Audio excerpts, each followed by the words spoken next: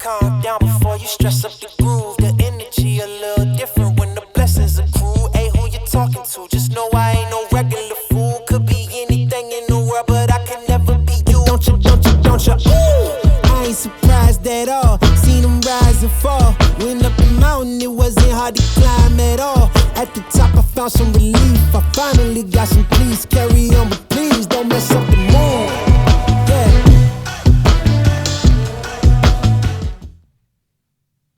Welcome to Time Out, powered by Evo 3 Sports. We are your hosts, Mark Thomas. And I'm Mike Houlihan. We are the co-founders of Evo 3 Sports, a multimedia platform acting as a headquarters for coaches and athletes to share knowledge, network, and support athletic communities. We thrive around the idea of consistently evaluating yourself, educating yourself, and elevating yourself. Go to evo3sports.com to sign up for our monthly newsletter, coaches meeting. Check out also our quick clips right there on the website, evo3sports.com. Also follow us on Instagram and Facebook, Evo3 Sports, built for change. Let's start like we would on the court with our first segment here. So warm up. Gotta warm up. Yes. In this segment, we'll discuss current events that pertain to the coaching world. So what's the warm up this month, Mike? This one's easy. Preseason. All right. Right? We're all getting ready for it. Right? We just did our camps. We got our coaching legs back under us. How are we going to prepare for preseason? Is there anything that you do particularly to start off? Well, I mean, for me, it's always a quick equipment check, first and foremost. I want to make sure that all of my stuff is good to go. Once upon a time, a young coach, Mark, would say, hey, future coach Mark has to take care of that, and I'll get to it. And we have all this time in the summer, and obviously, the week before preseason starts, and I'm in panic mode because the ball cart that I forgot to fix. Oh yeah, I still need to actually take care of that, and still, make sure that I'm inflating all the volleyballs and making sure that we're good with that. And who knows what happens to anything in our closets because they're typically a shared space, right? So the stuff that you honestly thought was in fantastic shape when you left could be surprisingly damaged out of nowhere. Or nowhere to be found. Yes, or it's gone, and someone's moved it and you can't find it. So for me, it's always been making sure that the equipment is good to go well in advance. And you also got to realize, too, if you go on Amazon right around now, all ball pumps that are automatic are probably sold out. You're going to have to hand pump everything. You got to look at it in advance. You got to get to know it. Right? It's important. Otherwise, you're hand pumping 120 balls. You're so upset in your arms you can't feel, and you still have to hit down balls for the next 2-4 hours. All right. So I'm upset already that this happened. What about you? You're right, though. You got to make sure everything is around, everything's set. The last thing you want is to have your players around and you be like, where's this? Where's that? Or even a player do that, right? Make sure your gym is set up how you would want it set up in October, right? Definitely. You got to make sure you're pre-set up in that way. But shifting off of that, right? What do you want to do on day one? What do you want to stat? What do you want to look at, right? Know that stuff. What kind of sheets and stuff do you create? Do you use them every year, the same ones? Do you get new ones? Do you create a kind of a combination? What do you do? Yeah, so really, there's a bunch of different stat sheets that we use, right, to try to cover numerous aspects of the game.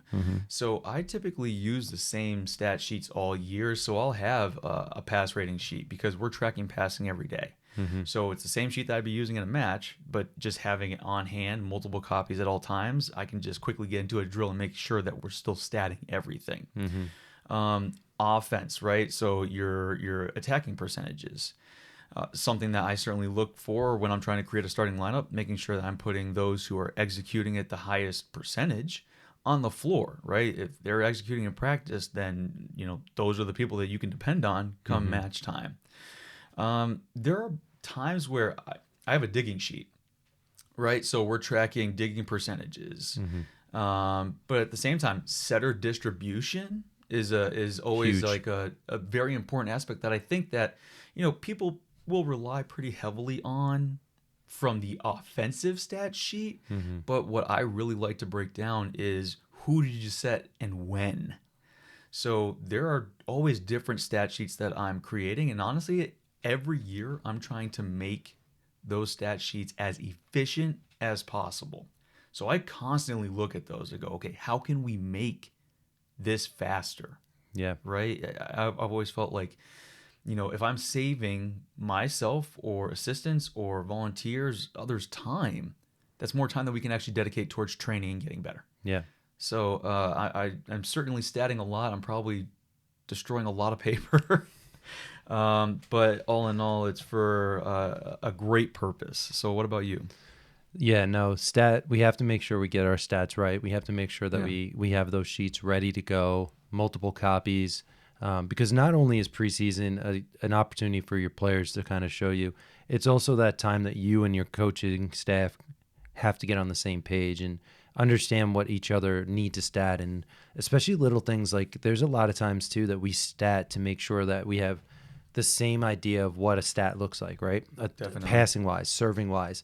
Right? What's a 1? What's a 2? What's a 3? So if we have all of our coaching statting at the same time, then we can look at film and say, all right, well, what was different? What was that? So film, right? It's funny. Yeah. Film for coaches that are filming, essentially you're trying to get on the same page. Definitely. That's a big thing. So those are the stats too, just like you said.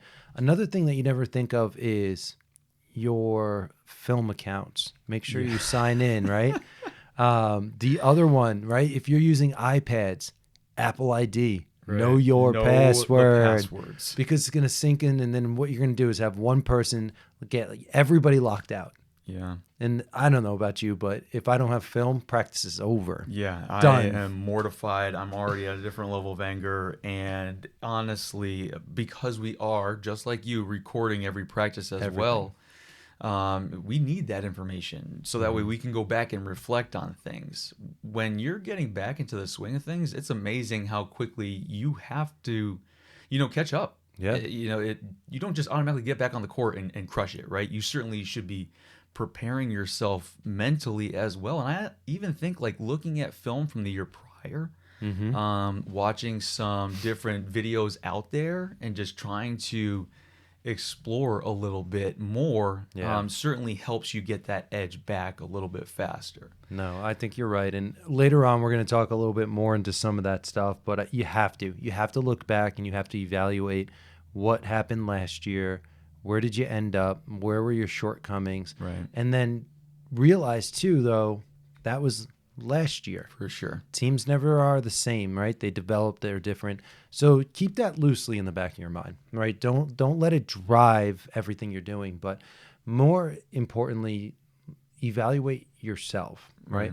Decision making in terms of it. So I don't know about you, but I keep pretty much every single practice together, isolated in terms of what type of practice, pregame, postgame, serving and passing dedicated, things like that, like drills. And I also do the thing with the entire practice plan because, again, you want to figure out, all right, prior to losses or right after preseason, I knew that we were very tired. What was the series that we did during preseason?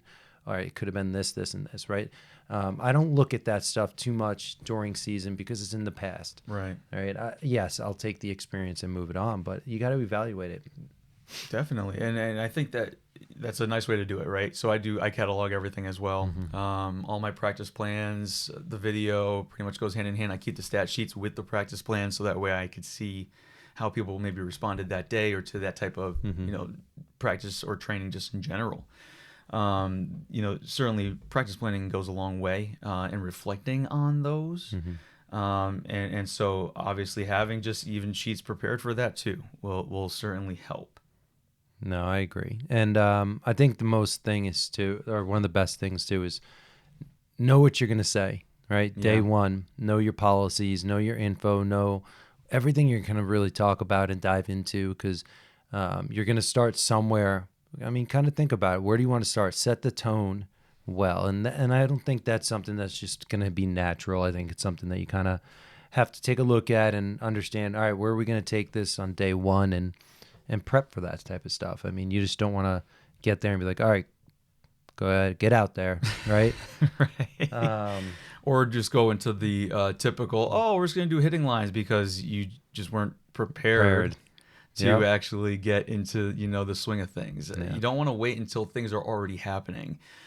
You certainly want to have a game plan going into them. You should know your tryout numbers, like little things like that. Whatever the environment is that you're going to be training in, just knowing that environment well.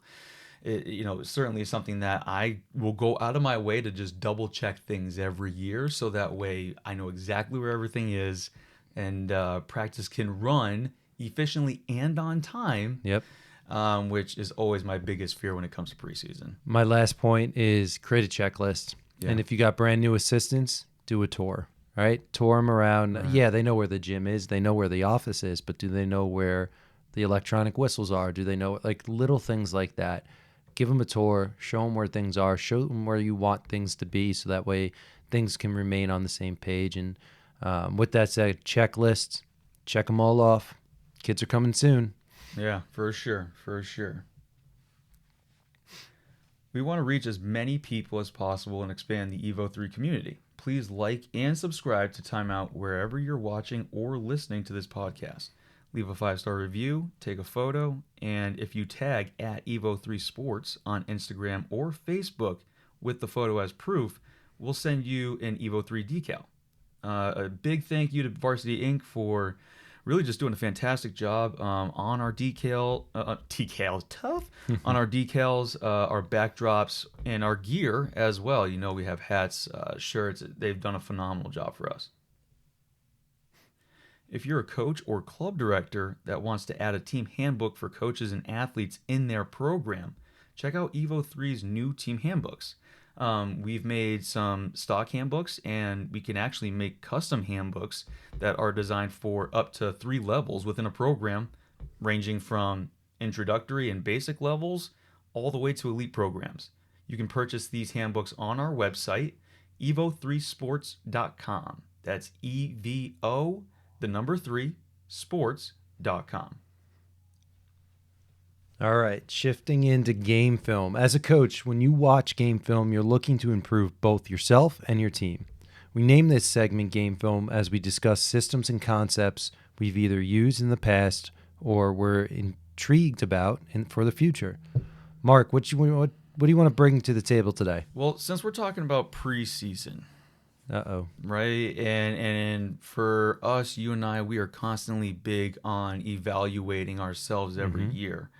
One thing I wanted to talk about was honestly a battle that I hear relatively often. Is it with me? Not with you. Not with you. I actually think that we're on the same page with this. But I thought a curveball was coming. Right? So one thing that I like to constantly reevaluate every year is my offensive system. Ooh, we have to. Right? And so for me, that's something that I'm constantly looking at. But there are systems out there that you've heard where a coach really enjoys this system or is a firm believer that one system is the best way in regards to either tempo or, maybe keeping it simple. Where do you stand in regards to the constant reevaluation annually, and how do you do it? All right, so I'm going to go a little bit different way, but it's going to answer the question. And so we're very oriented in terms of tempo, right? We want to make sure that we are running tempo as much as we can. But for the most part, a lot of our shift actually comes into the mindset of our setters, right? Yeah. We, as a coach and a coaching staff, and we'll sit down with setters and really kind of go through in terms of, all right, this is our line of sets. This is what we do. This is the tempo we want to run. But then we dive into the idea of we have to create their artwork, right? Yeah. I find that creativity around offense. So I talk to my players all the time, and we're very, very fundamental individual skill wise. All right. I want everything to be crisp and as fundamental as possible for obvious reasons. But on the other side of it, systematically, we are creative, right? Absolutely. And you have to be creative because you're going to have a new team, a new dynamic. Hitters are going to connect certainly with different players or different setters particularly. And we really dive into the idea of, all right, what do you want your art to look like as a setter. Yeah. Your decision making, the way you set plays up, right? We talked about it previously, the 10, 10, and 5 idea. And for us, it's about each individual setter in terms of what it can look like. Some key things, though, I mean, we have to look at last year, right? Who hit sets well? Who didn't hit sets well? What scenarios did certain plays work better? And how can you kind of advance them? I mean, a lot of conversations leading up until the first day of practice in terms of this. And it is something that we do have to focus on pretty heavily. I mean, is there anything particularly you do?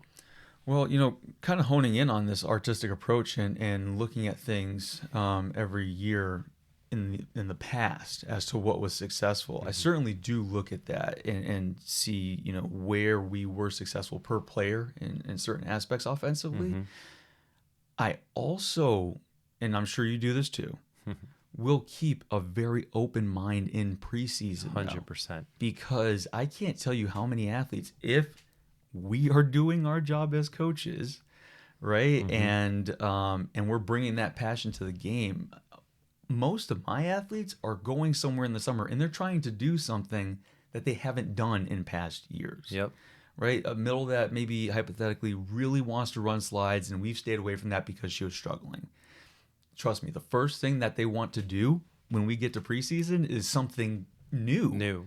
If they've been working on it for an entire summer. And so for as much as I'm looking at things that were successful for each player, I'm also looking at what are they bringing new to the table, because for me, unpredictability is a big part of my offensive system. I do want to, at times, create some pretty dramatically different offensive structure or system or tempo, not even just year to year. It's pretty much like even beginning of preseason and then transitioning that maybe into the second half of conference play. Yep. And looking at that. But yes, there's certainly different things that I'm looking at in order to make those changes. But for me, no matter what, it's the fact that I'm able to do it because I am constantly looking at each player and seeing how their game has elevated or just been modified in some way. I mean, again, if we're doing our job as coaches, your athletes are getting better throughout the course of the season as well. And so if we're not catching up with the offensive system that's going to fit them best, and that could change month to month, I think that we're doing a disservice to our athletes. So I love that you said that. I think, though, one thing, so again, our program particularly, we really push for tempo, right? We push low and in system and out of system. With that said, though, we dedicate our entire preseason to tempo, right? We don't get creative right away. And I'm a huge believer in this is because tempo is the hardest thing to do. Connection, true connection in terms of the tempo and being able to keep it in and out of system, that's hard, but that is your baseline, right? You have the opportunity probably 1 out of 4 swings to be as creative as possible.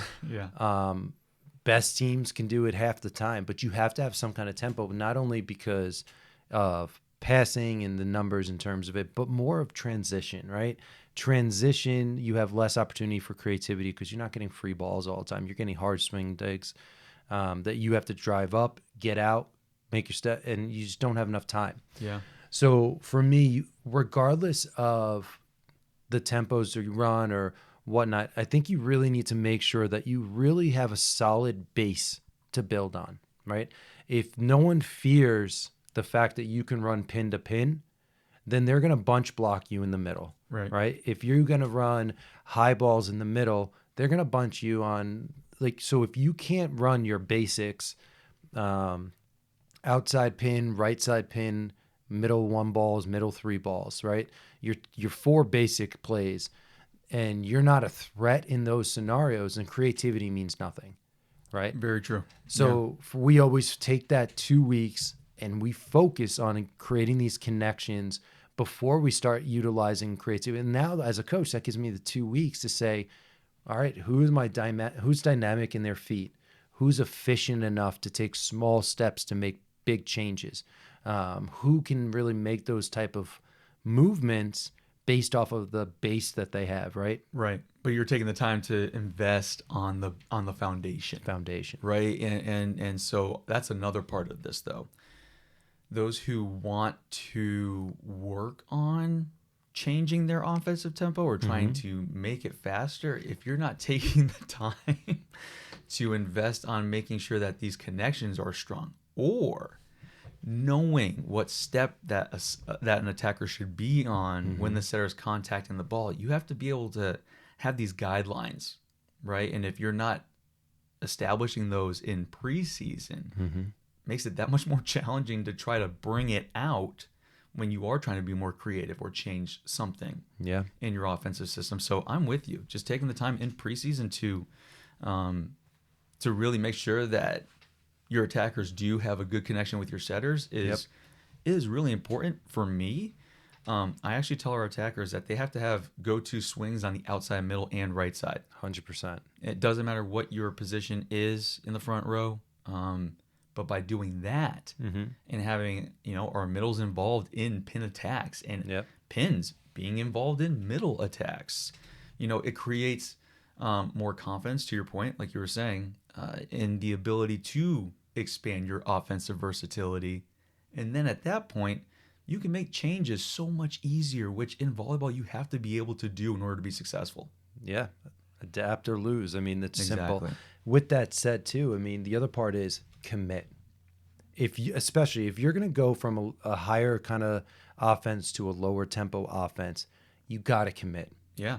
The amount of times that we'll look at teams and we're like, wow, they're going to be quick. They're not connecting yet, right? It's not that easy. It's not quick, but commit to it, because you're going to miss out by a week, 5 days of that connection point where it's like, wow, this is working, right? Because you want to get wins in the week of 1, week 2, week 3, when I'm sorry, they don't matter. Yeah. Right? Yeah. Peak at the right point, commit to it, right? Go into it, have a date in your mind and stick to it. Right. Who cares? Ugly volleyball can still win, especially if you're getting your lumps and your bruises early on, right?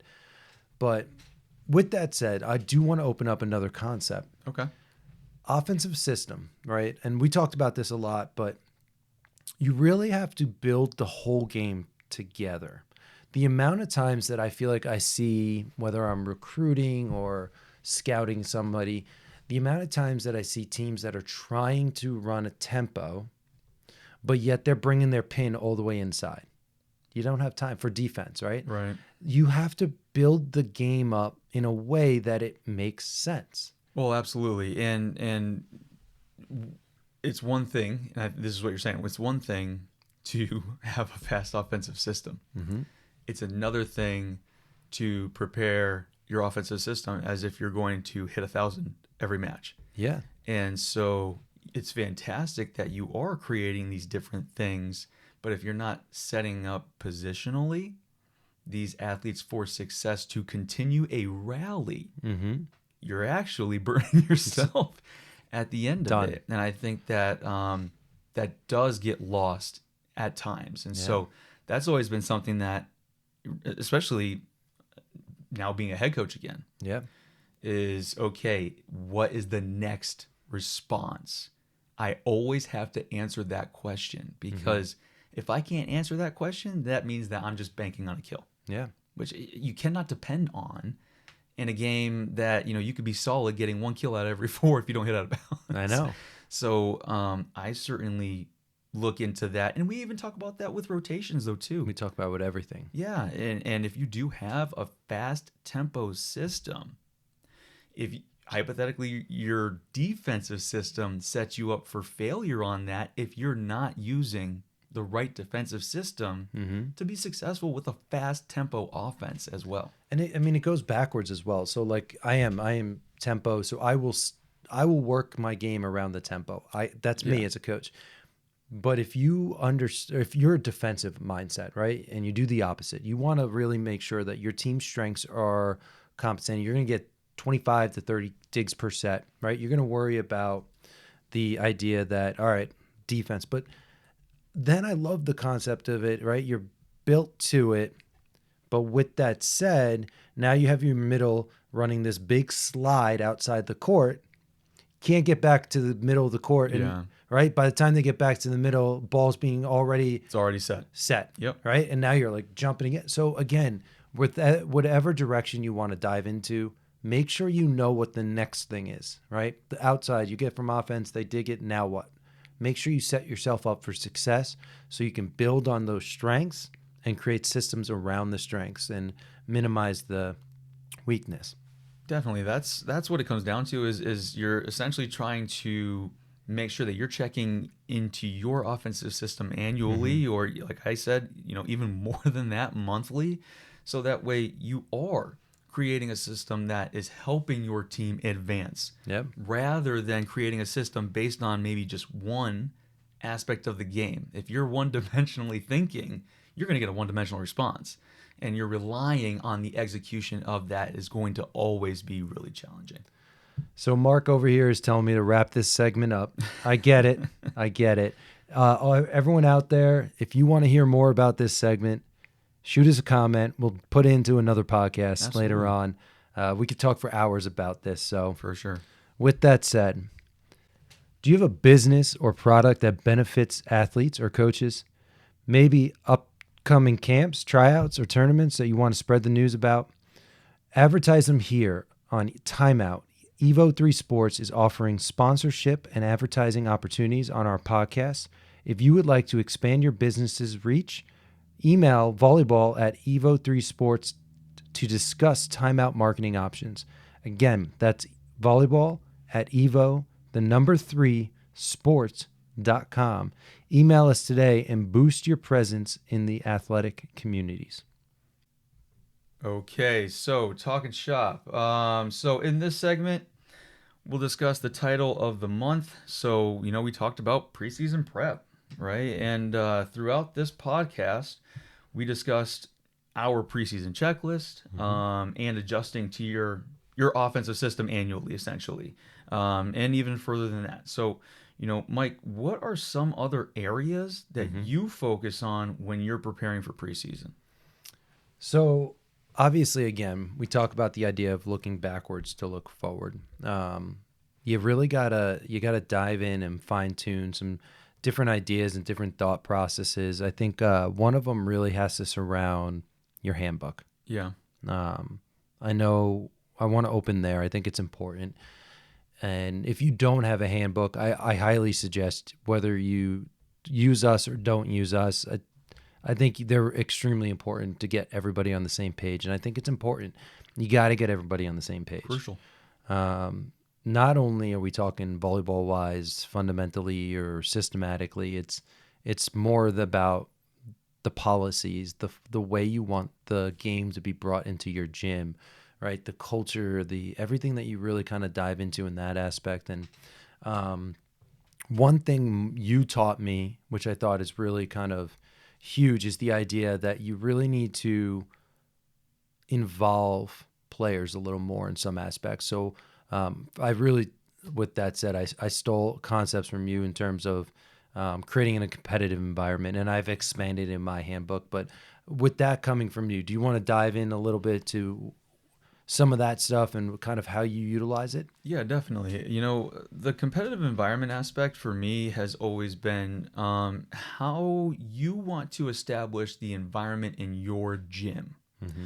Competitive environment and championship behaviors go hand in hand.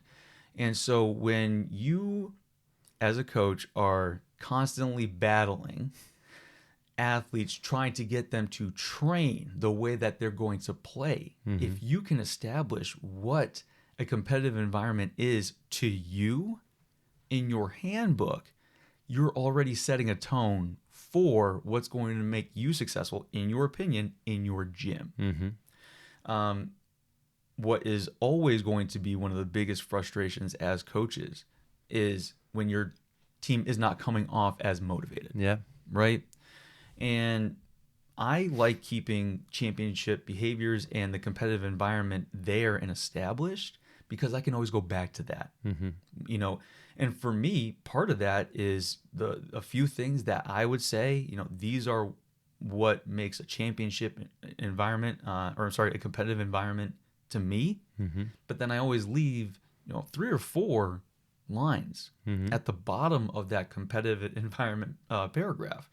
And I do that because collaboration with the program is incredibly important to me. Huge. I feel that when I have the team provide ideas and input, and they see that being utilized in the program, and they see that I value that, they buy into it so much faster. But they also buy into my competitive environment As much. as well. And constantly working and collaborating, and that's something that you and I have always valued.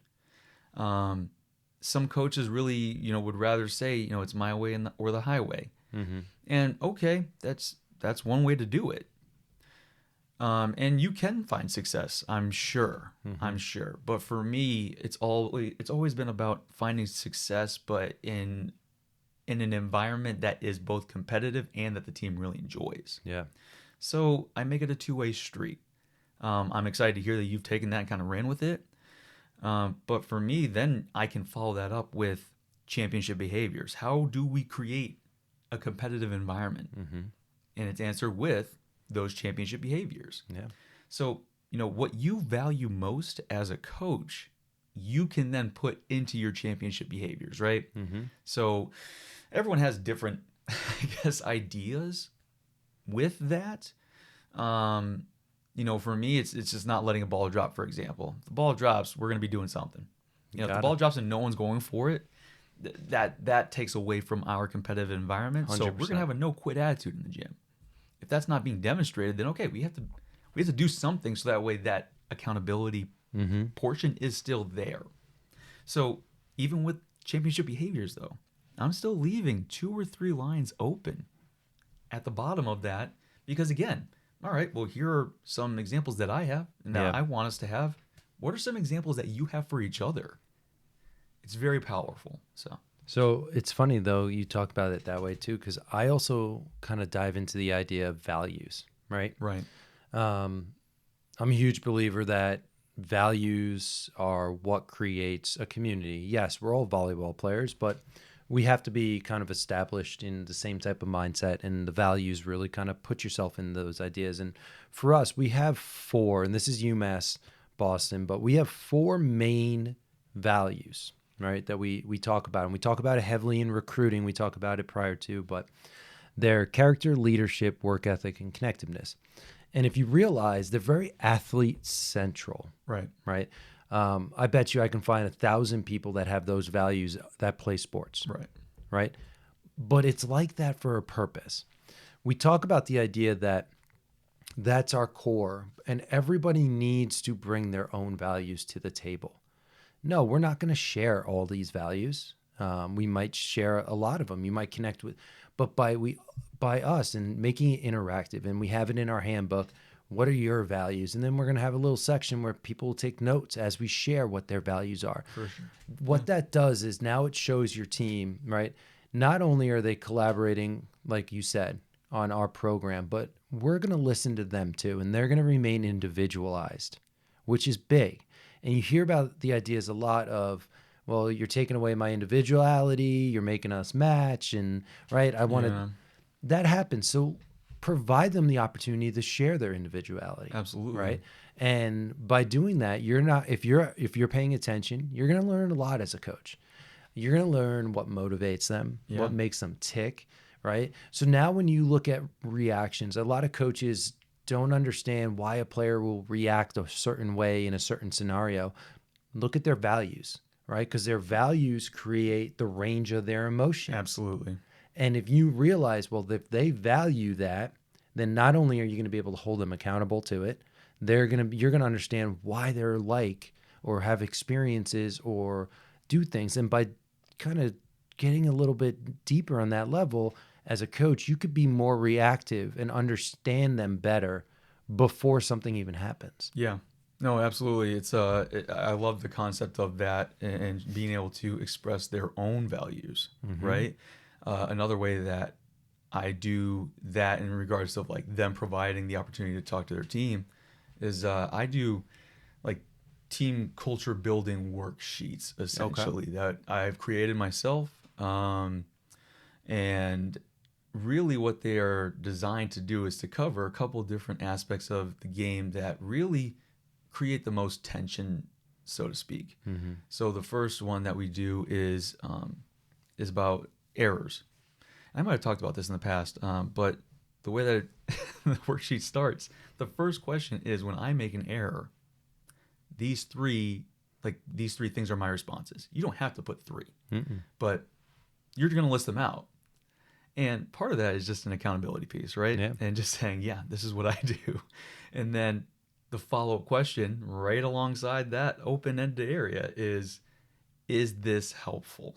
Yes or no? And you can circle that, and just being honest with yourself, because right away you can find out a lot about yourself, and you can find out which responses are healthiest or that help you to bounce back faster, right? It's kind of like the icebreaker on this.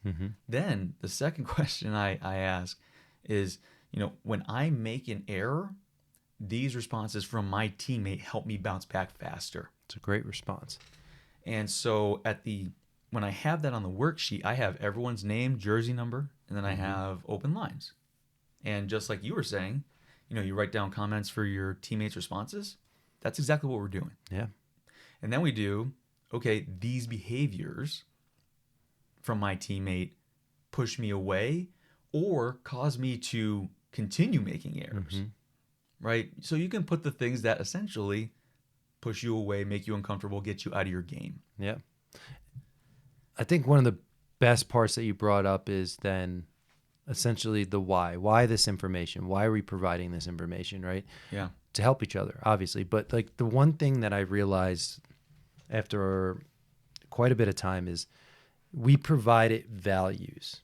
And yeah, values tell you a lot in terms of a lot of what information you want to kind of dive into and how you want to react to them. But the biggest thing is, okay, this is our value, but how are we going to show it? Right. That's important. It's like, it's taking the value and saying, well, the way we will measure this value is through X, Y, and Z, right? Really, really important. And I think it's something that you really kind of have to make sure, regardless of what you put out there, what your culture is, you have to really kind of understand the why, the purpose behind it. So that way it's not lost on people. Right. It's not like, do this because I need robots. It's no. Do this because this will help out your teammates, or right, you'll be able to remain positive in your mindset, or you can judge things based off of these versus wins and losses only, right? Whatever it might be.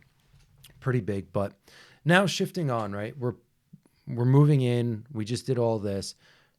Assistant coaches. Yeah. I'm fortunate enough this year that I have 2 new assistants, which don't get me wrong, I loved my previous assistants, want to keep them forever, but they're moving up in the world, and I need to let them do that. I have 2 new assistants that are going to bring something new to our program, energy, things of that nature. So, but let's talk about, right? Prior to season, you need to get on the same page. 100%. What do you do? Well, for me, I host a few meetings. You can't do everything in one meeting. You can't. I know the schedules are tough, but the great thing nowadays is we are now in a virtual world where we could just have the ability to hop on Zoom and talk shop in a comfortable environment, and it's still at your place or in a place that you are. You don't feel like you're taking away so much time. Yep. Right.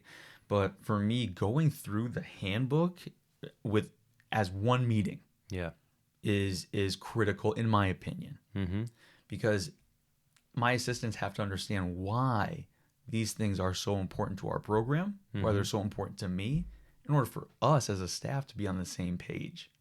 100%. And so one meeting is always set aside for going through that, and more often than not, it actually answers a lot of questions that assistant coaches might have for you going into a season.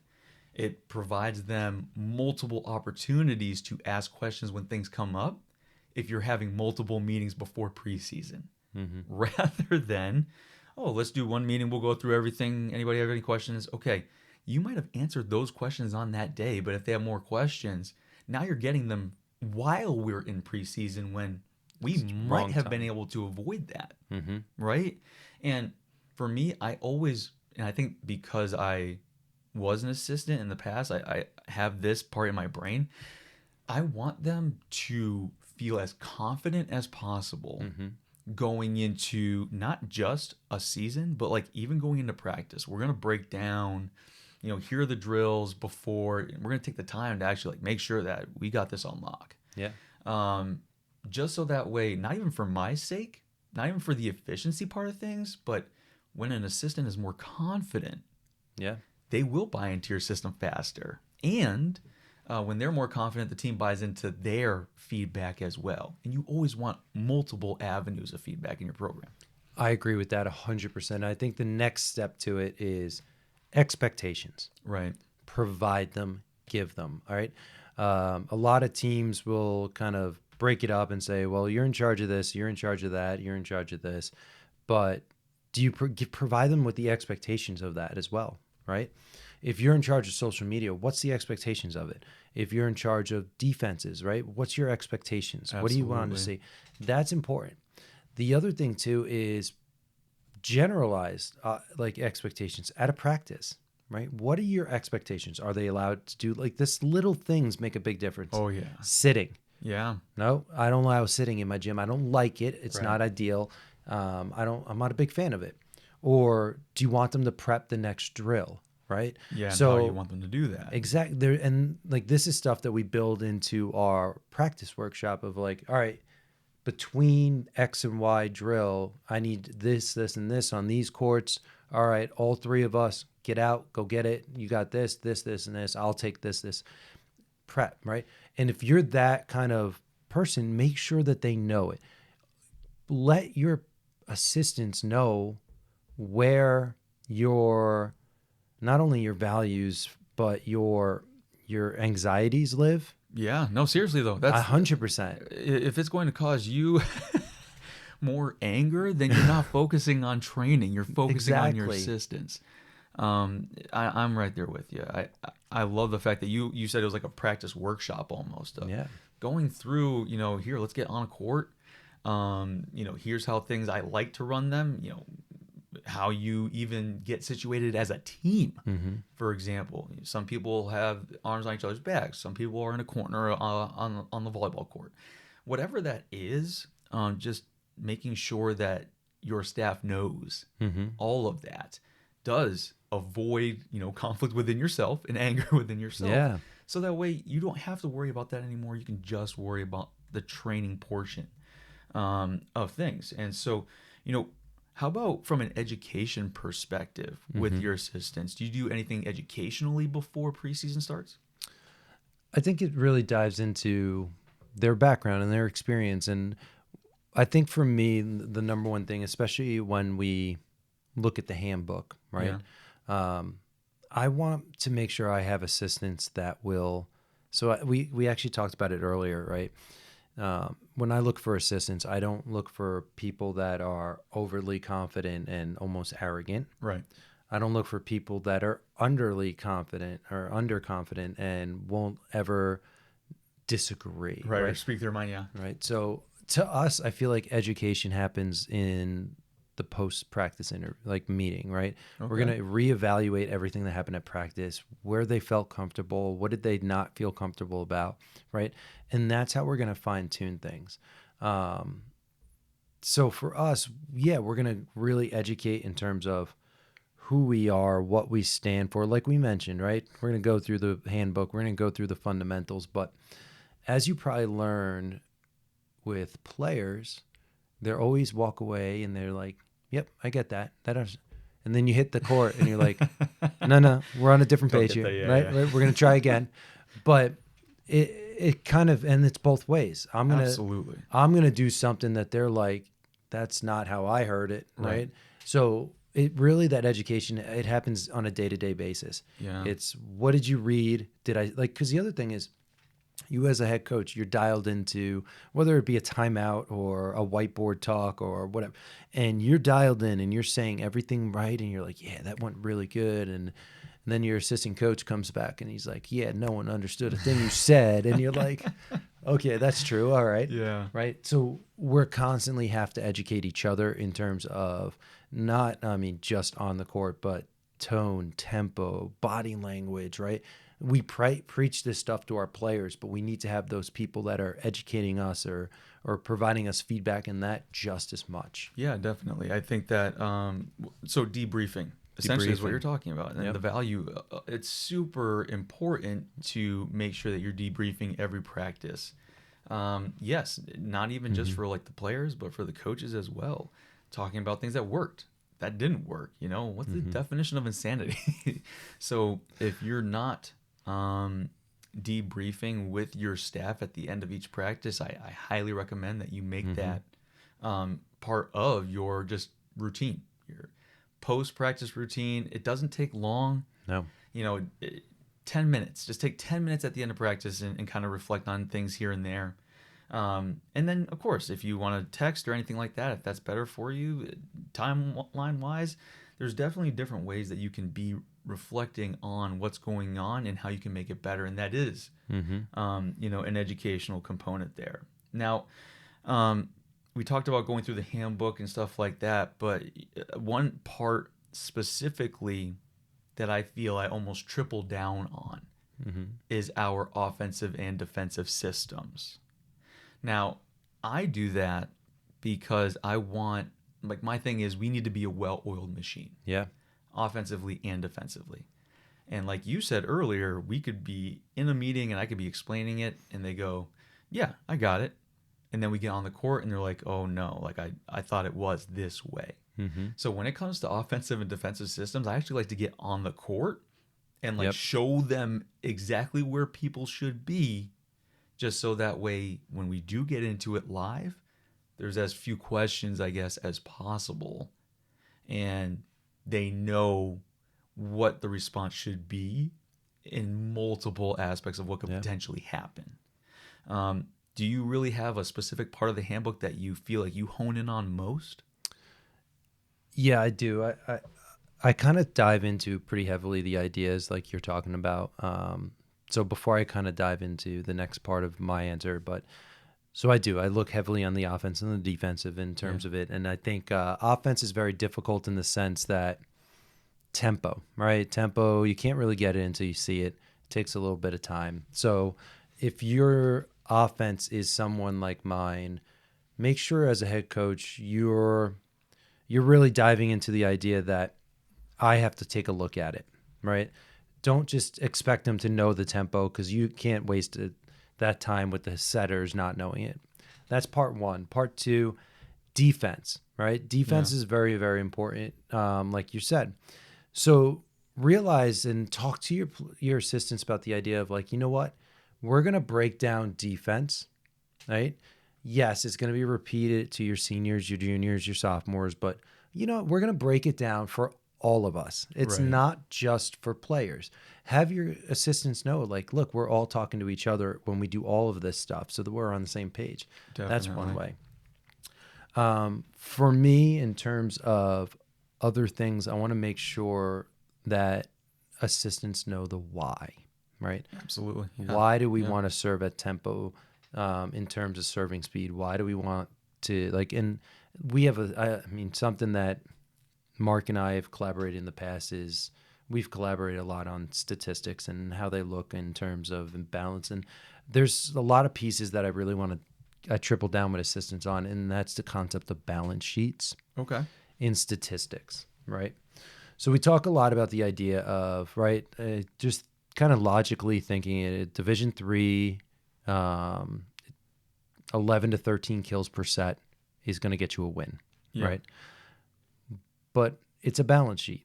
What else if you're not getting 11 to 13, how do you balance it off, right? You got to balance it off by getting 25 to 30 digs with limited to no errors sending the ball back over, because that's going to give them more opportunity to, right? It's a balance sheet, and we want to create that mindset so that way when we get into a match and I look and I'm like, all right, defensively, what are our changes, right? We need to know, all right, we're balance sheeting, attacking isn't doing it, whatever it might be. And we dive into those little concepts Because I think it's the why are we telling you all this? Yeah. Why do we need to be on the same page? Well, I'm in charge of offense. Well, I'm in charge of defense. Yeah, but we need it to balance. Yeah, and they work together though, as well, and so there's always multiple ways of winning matches, right? You're not going to have everything run perfect. That's not realistic. No. This is a game of errors, and so for me, it has been always okay. If something isn't working, we need to strengthen, another aspect or two to compensate for that. So you're essentially talking about, the philosophy of why that is so important, that balance. And Correct. so it's almost like it's part. I'm sure it's part of your coaching philosophy, right? Yeah. Is just having that style of balance in order to be successful. So making sure that you emphasize that certainly goes a long way. And so as we're talking about that, team culture, right? Talked about handbooks and how you can kind of establish that team culture. For me, I'm going into year 2 of being a head coach again. Okay. So I had to establish the culture that I wanted. And it was a really exciting year to be able to do that. And now I'm in this mode of fine-tuning that. Yeah. In this summer as I'm preparing for the upcoming season. How do you approach, either fine-tuning your Culture. your culture, or even if you want to establish new parts of your culture, how are you doing that? So there's a few different ways. Let's go to evaluate what we have, right? We're going to evaluate it. How do you evaluate best? Not yourself. Right. I cannot evaluate the culture because I saw it, I see it working, and then I have no idea if it's really connecting. Right. You can see it in people, but the players, leadership. Give your leadership the opportunity to say, you know what, coach, this ain't working. So, funny story, like years back, I gave Mark this idea of coins, right? I don't know if you still use them today. Oh, yeah. Yep. I gave Mark this awesome idea. We were starting it up and, it was working. It was doing well. And then I find out, 6 months later, the kids hate it. I was so stoked. Yeah. But it didn't connect. Right. And that's okay, right? It might connect in 5 years. It might never connect. And that's important because culture is about connection. Right. It's not about what I want, right? It's like going back to values. Yeah, we need to have X, Y, and Z, but each team is different. The mentality is different. And for me, culture needs to be built collaboratively, right? Yeah. Same thing, assistant coaches.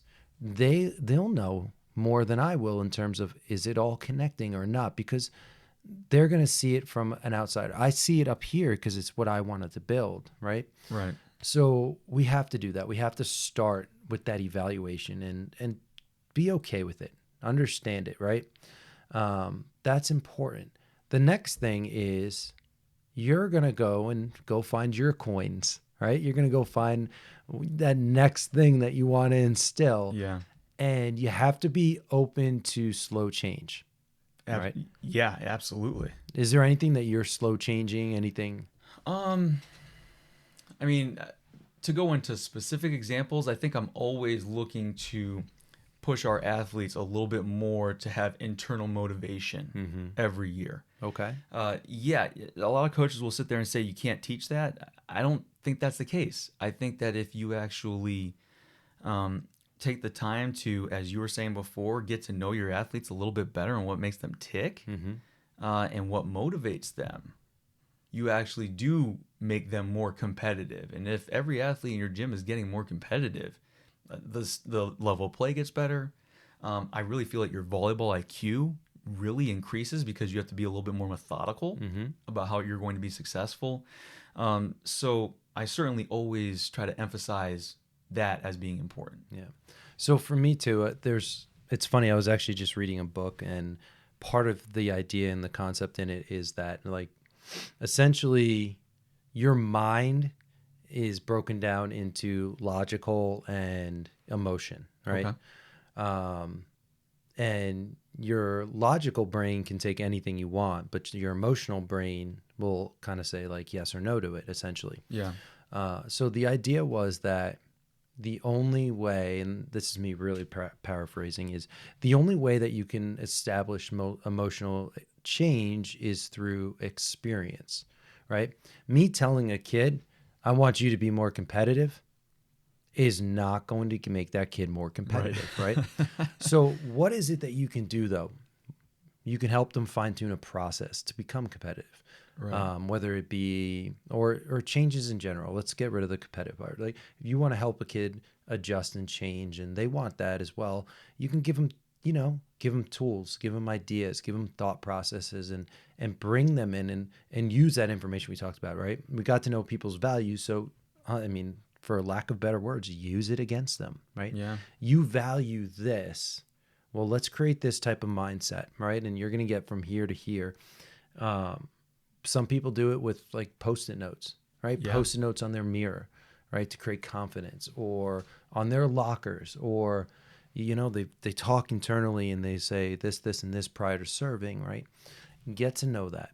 Definitely. And then, and have an impact in that. Provide them experiences, opportunities to connect where they're at, connect to competitiveness, and do it together, if that makes sense. Well, you have to create the environment for them to actually try applying these things. Yes.